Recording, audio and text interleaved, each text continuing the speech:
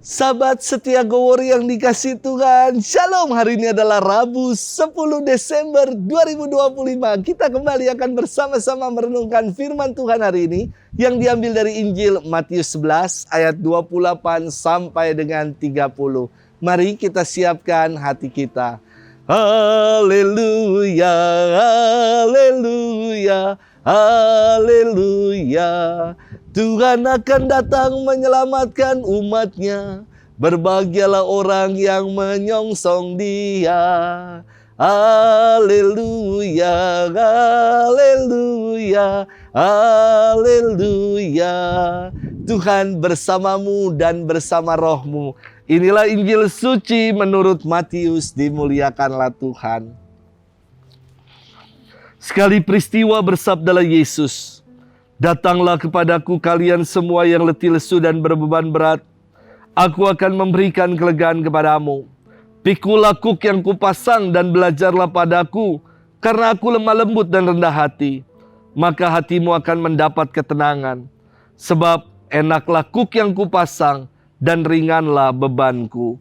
Demikianlah sabda Tuhan. Terpujilah Kristus. Sahabat setia Gowori yang dikasih Tuhan, Shalom. Dalam ilmu kelistrikan, ada istilahnya grounding, yakni 3 macam kabel. Selain kutub positif negatif, ada juga kabel yang netral yang ditanam dalam tanah. Fungsinya sebagai pengaman dari arus listrik yang bocor dan menstabilkan tegangan, juga melindungi dari sengatan petir. Namun, dalam dunia psikologis ada juga istilah grounding atau earthing, yakni menyatu dengan alam, kontak fisik langsung dengan tanah untuk menghilangkan stres dan menenangkan pikiran karena muatan listrik statis dalam tubuh menjadi seimbang. Banyak orang mengalami stres akibat hiruk pikuk kehidupan.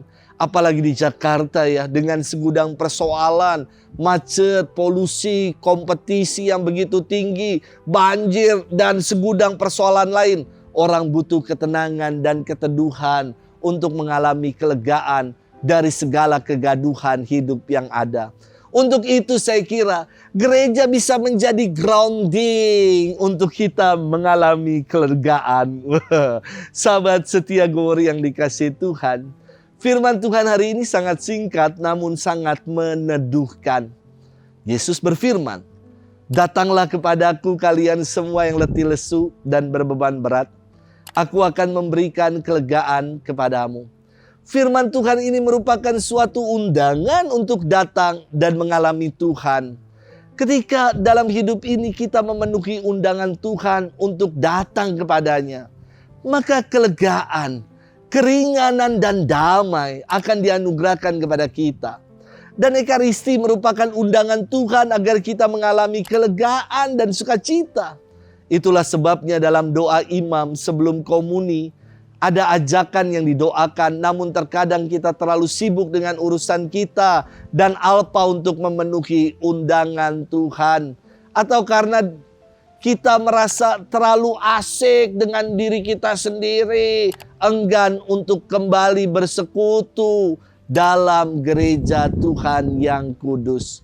Undangan Tuhan mengatakan, "Marilah, datanglah, kamu semua yang letih lesu dan berbeban berat, sebab aku akan memberikan kelegaan kepadamu." Beban dosa kita pun akan dihapusnya. Dan kita disebut pribadi yang berbahagia. Berbahagialah kita yang diundang datang ke dalam perjamuan Tuhan. Maukah kita datang memenuhi undangan Tuhan untuk mengalami kelegaan, untuk mengalami damai dan sukacita dalam hidup? Tuhan selalu menanti untuk kita datang agar kita mengalami kasih-Nya. Jangan lagi malas, enggan dan ragu untuk memenuhi undangan Tuhan. Sebab ketika kita mau datang, diri kita akan dilegakan. Pergumulan hidup bisa silih berganti kita alami. Namun bersama dengan Tuhan, kelegaan, damai dan ketenangan dianugerahkan kepada kita. Yuk Kita grounding bukan di alam. Kita grounding untuk menerima anugerah kelegaan di gereja dengan memenuhi undangan Tuhan hadir dalam Ekaristi. Selamat bermenung. Tuhan memberkati kita semua. Bapa dan Putra dan Roh Kudus. Amin.